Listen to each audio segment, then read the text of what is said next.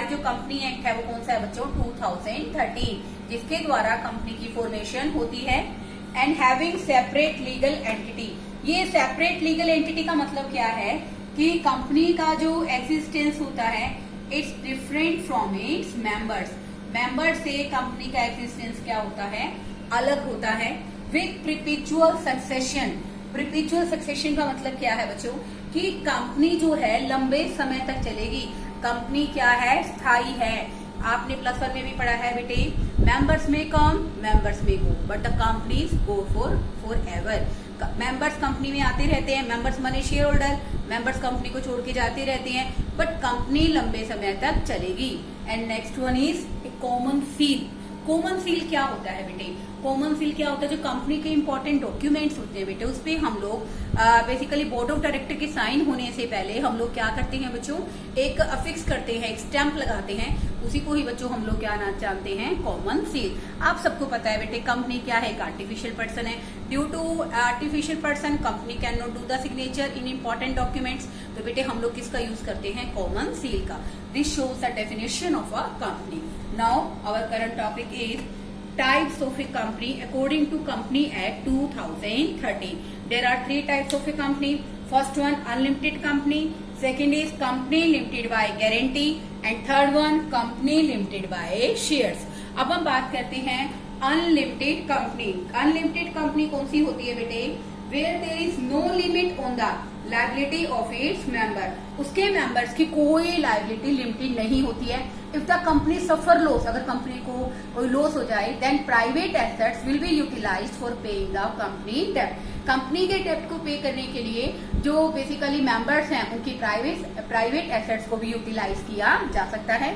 Second one company limited by guarantees में क्या होता है बच्चों, जब when the company are going to wind up, company जब समापन पर है, कंपनी खत्म होने जा रही है, बंद होने जा रही है, then the guarantee may be given by the partners, may be the partner नहीं बोलेंगे, may be the shareholders, may be the members, then the company is called company limited by guarantee. Third one company limited by shares। यहाँ पर बेटे जो limited by shares का मतलब क्या है कि कंपनी के मेंबर्स का जो लायबिलिटी बनेगी वो केवल उसके शेयर की फेस वैल्यू तक बनेगी, चाहे कंपनी को लॉस हो चाहे कंपनी को प्रॉफिट हो। मान लो बेटे मिस्टर राम एक व्यक्ति है, उसने कंपनी के 50 शेयर खरीद रखे हैं और एक शेयर बेटे कितने का है, 100 रुपए का है, तो उसने कंपनी में कितना इन्वेस्ट कर रखा है, 5000 रुपए का इन्वेस्टमेंट कर रखा है। तो नो डाउट कंपनी के वाइंड अप के टाइम या कंपनी को लॉस हो जाता है तो उसकी लायबिलिटी केवल कितने तक है, 5000 रुपए तक है। अब देखो बेटे there are three types of companies, private company, public company and OPC. OPC का मतलब क्या है, वन पर्सन कंपनी। अब देखिए बच्चे private company which is formation in the act company act 2013 with section 2 subsection 68। अब देखो बेटे प्राइवेट कंपनी क्या होती है, which can't transfer the shares, जो अपने शेयर्स को ट्रांसफर नहीं कर सकते हैं शेयर होल्डर्स। प्राइवेट कंपनी वो भी होती है बेटे जिसके अंदर बेसिकली मिनिमम मेंबर्स 2 होते हैं, मैक्सिमम 200 हो सकते हैं पास्ट टू प्रेजेंट एम्प्लॉयज को मिलाने के बाद। जो प्राइवेट कंपनी है वो बेसिकली अपने शेयर्स के लिए पब्लिक को जनरली इनवाइट नहीं कर सकती, this is known as a private company. Public company company 2013 section 2 subsection 71 वो है जो बेसिकली प्राइवेट कंपनी नहीं है। जो प्राइवेट नहीं है बच्चों वो क्या है, पब्लिक कंपनी है। इसके अंदर बेसिकली क्या होगा, मेंबर्स मिनिमम मेंबर्स 7 होने चाहिए, मैक्सिमम कितने भी मेंबर्स हो सकते हैं, no limit. Okay, then they can invite the public for purchase the share. ये बेसिकली पब्लिकली क्या कर सकते हैं, पब्लिक को शेयर्स खरीदने के लिए इनवाइट कर सकते हैं। ट्रांसफर ऑफ शेयर्स के लिए भी कोई भी किसी भी तरह से कोई बाउंडेशन नहीं होती है। Now I am talking about OPC यानी कि one person company. This is also formation, इसकी जो फॉर्मेशन होती है बच्चों कंपनी एक्ट 2013 सेक्शन 2 सबसेक्शन 62 के अंतर्गत होती है। तो बेटे बेसिकली ये जो कंपनी है एक व्यक्ति केवल और केवल एक ही ओपीसी को फॉर्मेट कर सकता है। और बेसिकली बेटे जो हमारी वन पर्सन कंपनी होती है उसके अंदर व्यक्ति क्या होता है, सिटीजन होता है, उस देश का नागरिक होता है। और साथ साथ बेटे जो उसकी पेडअप कैपिटल है वो पेडअप कैपिटल उसकी बेसिकली 50 लाख से ज्यादा नहीं होनी चाहिए। और उसका जो एवरेज टर्नओवर है, एवरेज टर्नओवर का मतलब क्या है, उसकी जो एवरेज सेल है 3 सालों के अंदर बेसिकली वो 3 करोड़ों से अधिक, कितने करोड़ से अधिक नहीं होनी चाहिए बच्चों, 2 करोड़ से अधिक नहीं होनी चाहिए। This is known as a OPC. अब देखो बेटे, इसके बाद मैं आपको एक इंपॉर्टेंट टॉपिक डिस्कस करूंगी, that's related to shares. Okay, आता है कि शेयर्स क्या होते हैं।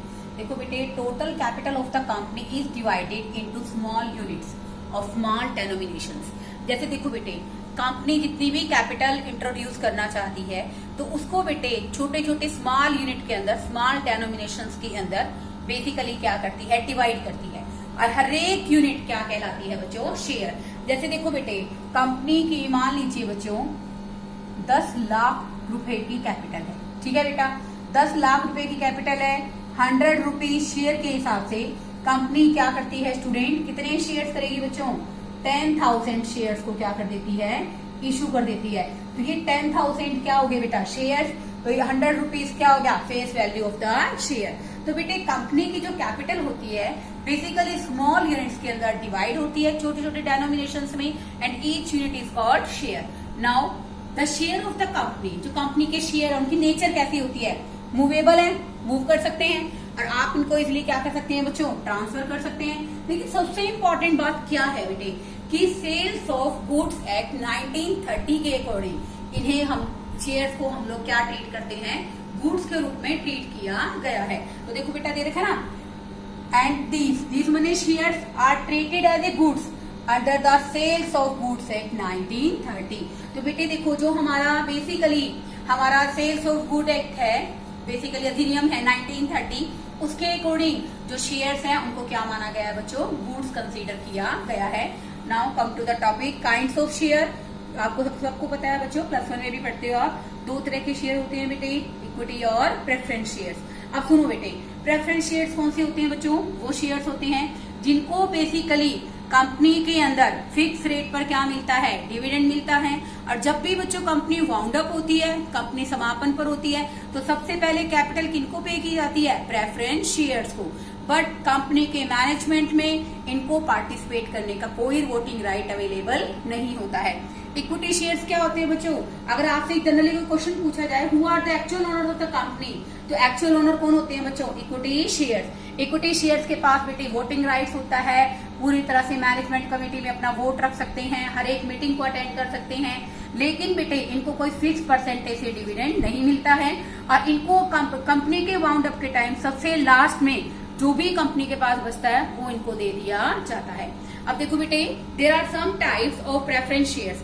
कॉम्युलेटिव प्रेफरेंस शेयर्स, कॉम्युलेटिव का मतलब क्या है, जिनका डिविडेंड बेसिकली मान लो 1 साल कंपनी की पोजीशन में नहीं है, कंपनी डिविडेंड नहीं दे पा रही है, तो उनका डिविडेंड क्या होता रहता है, एक्यूमुलेट होता रहता है। इस साल डिविडेंड नहीं दिया, नेक्स्ट टाइम जब कंपनी प्रॉफिट अर्न करेगी तो पिछले साल का और करंट ईयर के दोनों ही डिविडेंड को एक्यूमुलेट होके मिल जाएंगे। सेकेंड है बच्चों non cumulative preference shares. Non cumulative preference shares यानी कि गैर संचयी, जिनका प्रेफरेंस शेयर्स का डिविडेंड कॉम्युलेट नहीं होता है। जिस साल कंपनी प्रॉफिट अर्न नहीं करेगी उस साल का प्रॉफिट का डिविडेंड इन्हें नहीं मिलेगा, इनको कोई एक्यूमुलेटिव डिविडेंड पे नहीं किया जाता है। Third one participating shares. Participating shares क्या होता है, while a fix rate of dividend is given to the preference shares. वैसे तो बेटा हम लोग प्रेफरेंस शेयर्स को क्या करते हैं बच्चों, फिक्स रेट पर डिविडेंड पे करते हैं, लेकिन इसके अलावा कंपनी को कई बार प्रॉफिट बहुत ज्यादा होते हैं तो कंपनी के सरप्लस में से भी इनको पार्टिसिपेट मिल जाता है, इतना इनको हिस्सा मिल जाता है, तो इसलिए हम इनको क्या कहते हैं, participating preference shares. Non participating क्या है कि फिक्स रेट से डिविडेंड मिलेगा, अगर कंपनी को बहुत ज्यादा प्रॉफिट हो रहे हैं तब भी इन्हें सरप्लस में से कोई एक्स्ट्रा प्रॉफिट नहीं मिलेगा। Next one redeemable preference shares. Redeemable preference shares क्या होते हैं बच्चों, आपको पता है कि बेसिकली हम लगभग 20 सालों के बाद हमारे जितने भी प्रेफरेंस शेयर्स हैं उनको रिडीम कर सकते हैं। ऐसा कोई हार्ड एंड फास्ट रूल नहीं है कि आप 20 साल के अंदर कर सकते हैं, बट मैक्सिमम लिमिट 20 ईयर्स है। इन बिटवीन आप जब भी चाहें अपने प्रोस्पेक्टस में जो भी आपने मेंशन किया उसके अकॉर्डिंग कंपनी के जो प्रेफरेंस शेयर्स हैं उनको इजीली रिडीम कर सकते हैं। रिडीम करने का मतलब यहाँ पर क्या होता है, उनका शोधन करना कि आपने प्रेफरेंस शेयर्स को ले लिया वापस और प्रेफरेंस शेयर्स को बदले में क्या कर दी, पेमेंट कर दी। इसको कहते हैं बच्चों रिडेम्पशन ऑफ प्रेफरेंस शेयर्स, यानी कि हमने रिडीम कर दिया, वापस ले लिए अपने प्रेफरेंस शेयर्स, बदले में उनको अमाउंट पे कर दी।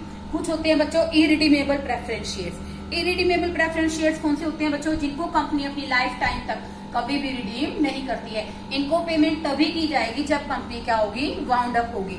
Next one convertible. Convertible preference shares कौन से होते हैं, कई बार बेटे कंपनी अपने बेसिकली डॉक्यूमेंट्स में एक ऐसा प्रोविजन डालती है कि प्रेफरेंस शेयर्स अपने आप को डिवेंचर्स में या बेसिकली इक्विटी शेयर्स में कन्वर्ट करा सकते हैं। तो ये होते हैं बच्चों हमारे कन्वर्टेबल प्रेफरेंस शेयर्स। और नॉन कन्वर्टेबल प्रेफरेंस शेयर्स वो प्रेफरेंस शेयर्स होते हैं बच्चों जिन्हें हम लोग बेसिकली इनको इक्विटी में और डिवेंचर्स में कन्वर्ट नहीं कर सकते हैं। तो बेटे वो होते हैं हमारे नॉन कन्वर्टेबल प्रेफरेंस शेयर्स। बेटे वैसे आपने +1 में इन सबको पढ़ रखा है, लेकिन आपको अकॉर्डिंग टू टॉपिक रिवाइज करना जरूरी है। थ्योरेटिकल क्वेश्चन है बच्चों, ध्यान से देखिए, क्योंकि आपका जो पैटर्न है बच्चों एमसीक्यू का है। एमसीक्यू के अंदर बेटे कुछ भी आ सकता है। जैसे मैंने कितना इंपॉर्टेंट क्वेश्चन डिस्कस किया है कि सेल्स ऑफ गुड्स एक्ट 1930 के अकॉर्डिंग जो हमारे शेयर्स हैं उनकी नेचर क्या है, गुड्स। उनको हम लोग सेल्स ऑफ गुड्स एक्ट के अकॉर्डिंग क्या मानते हैं कि वो क्या है, goods. Okay, thank you students.